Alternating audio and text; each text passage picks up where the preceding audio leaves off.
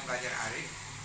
Pada pertemuan ini kita akan membahas tentang ilmu pengetahuan alam, yaitu tentang mata, ya. Jadi mata ini akan kita uraikan, yaitu tentang apa-apa yang ada di dalam mata ini dan juga penyakit-penyakit apa yang menjadi gangguan pada mata. Tapi jangan lupa anak-anak, bantu kita subscribe, like, share, dan komen, ya.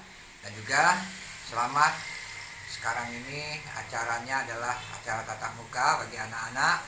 Tolong tetap jaga protokol kesehatan, cuci tangan, gunakan masker, dan tetap di antara teman-teman untuk menjaga jarak. Oke ya, kita dukung protokol kesehatan Republik Indonesia. Oke ya. Di sini ada mata. Mata adalah alat penglihatan terhadap yang terdapat ya, di dalam bola mata. Jadi dia merupakan alat pelindung ya, sebagai bentuk pelindungannya yaitu satu, ada alis mata yang ada di sini ya, yang ada di sini alis mata, berfungsi menahan keringat dari dahi yang akan mengalir ke bola mata. Yang kedua, alat pelindung mata, bulu mata, berfungsi menahan dan melindungi mata dari debu dan menyaring cahaya matahari yang menyilaukan. Jadi kalau ada sinar matahari, bulu mata berfungsi ya, menahan ya. Kemudian ada kelopak mata. Kelopak mata anak-anak berfungsi melindungi bola mata dari debu dan cahaya. Kemudian yang kelima ada kelenjar air mata. Nah, sering ada di seputar mata. Itu berfungsi menjaga permukaan bola mata supaya tidak kekeringan. Gunanya juga membersihkan permukaan bola mata dari debu, serta membunuh kuman-kuman yang mungkin ya masuk ke mata. Bisa aja sebangsa binatang kecil ya. Oke ya. Kemudian ada bagian-bagian mata. Bagian mata yaitu sklera, lapisan luar ya.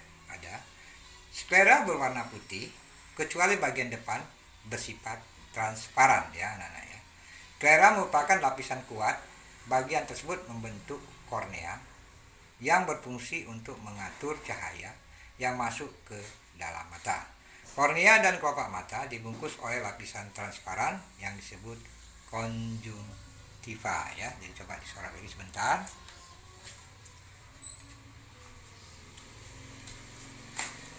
Kemudian bagian mata yaitu koroid ya. Lapisan tengah berwarna coklat kehitaman sampai hitam ya. Warna gelap pada koroid ini berfungsi untuk mencegah pemantulan sinar anak-anak ya.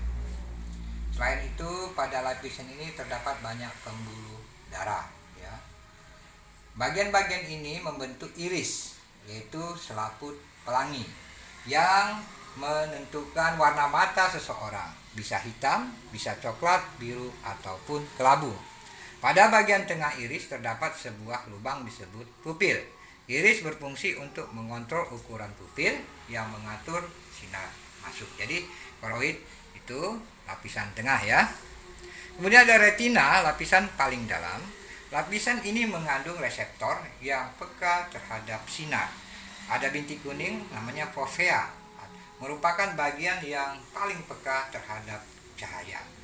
Di dalamnya berkumpul sel-sel saraf yang berbentuk ya batang atau kerucut. Jika sel-sel saraf berbentuk batang, peka terhadap cahaya lemah. Jika sel-sel saraf berbentuk kerucut, peka terhadap cahaya kuat. Pada retina, selain bintik kuning, juga terdapat bintik buta. Bintik buta merupakan tempat keluarnya saraf mata. Nah, anak-anak coba lihat ya, diperhatikan lagi ya. Jadi di koper-koper ulang. Mungkin anak-anak ingin mencatat ya, ini pelajaran daripada anak-anak SMP ya dan madrasah sanawiyah. Ini sering keluar, jadi tolong diperhatikan dan tonton sampai habis channel Bimbingan Belajar Arif agar mendapatkan manfaatnya ya.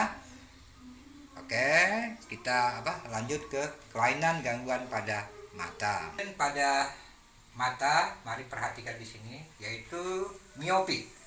Sering disebut juga dengan rabun jauh ya anak-anak ya. Mata tidak dapat melihat benda jauh karena lensa mata sangat cembung atau terlalu panjang sehingga bayangan benda jatuh di depan bintik kuning. Mata miopi itu dapat ditolong dengan kacamata berlensa cekung atau disebut kacamata negatif ya. Kemudian di sini ada hipermetropi atau disebut juga rabun dekat, di mana mata tidak dapat melihat benda dekat karena lensa mata terlalu terlalu pendek ya anak-anak ya, sehingga bayangan benda jatuh di belakang bintik kuning. Mata miopi ini dapat ditolong dengan kacamata berlensa cembung atau disebut dengan lensa mata positif ya. Kemudian yang ketiga, gangguan pada mata itu presbiopi atau lebih sering disebut dengan rabun jauh dan rabun dekat ya. Gangguan yang umumnya diderita oleh orang yang sudah tua, kira-kira ya, lebih kurang usia itu 45 tahun ke atas, karena otot penggerak lensa mata sudah kendor ataupun juga sudah tidak kuat lagi ya untuk menahan daya akomodasinya, sehingga daya akomodasinya berkurang ya. Mata presbiopi ini dapat ditolong jika menggunakan kacamata berlensa rangkap, yaitu lensa cekung ya, lensa cekung dan di bagian atas ya, dan lensa cembung di bagian bawah ya, seperti yang sudah dijelaskan ya. Coba di cover dulu, mungkin anak-anak mau baca dan menulis.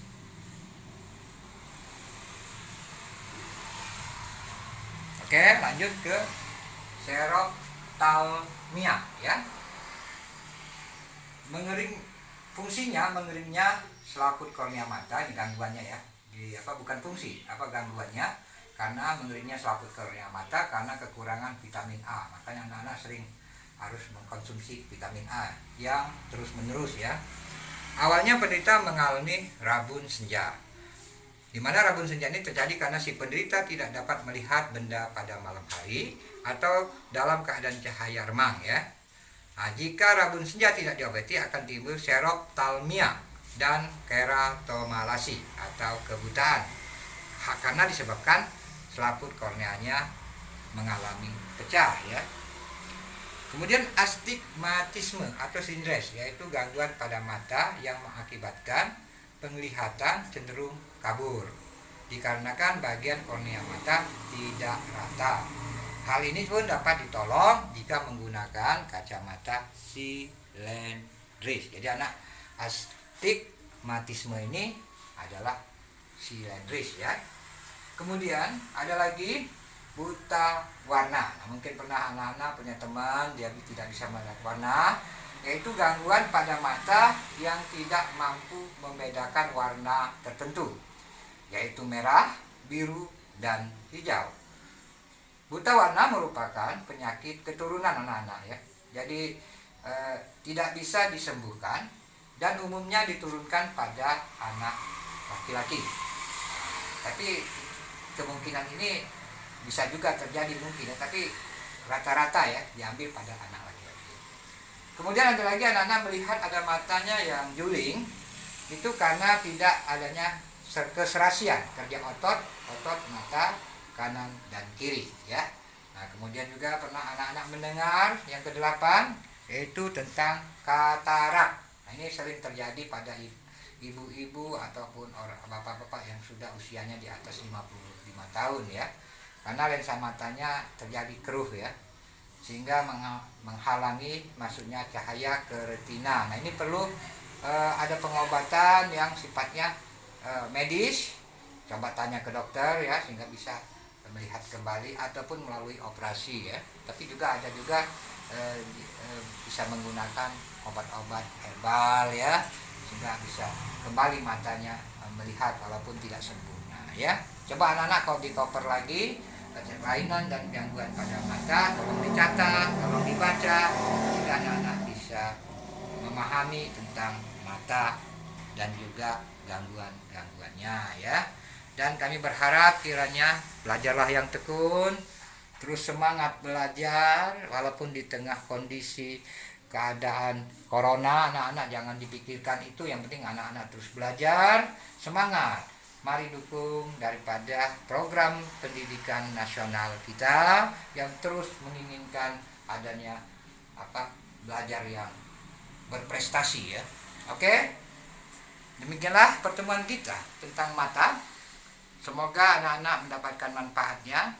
Siapa yang mau les secara online, silakan dapat menghubungi kami, dan juga nanti sesuai dengan jarak, dan juga akan kita atur waktunya. Dan juga kepada anak-anak yang SMP ataupun yang kelas 3 ataupun yang SMA sudah kelas 12 ya, itu kita membuka program ujian ya, ujian soal-soal ujian. Jadi bisa menghubungi daripada kami jika mau khusus secara online ya. Oke, sampai jumpa lagi anak-anak pada pertemuan yang akan datang. Oke.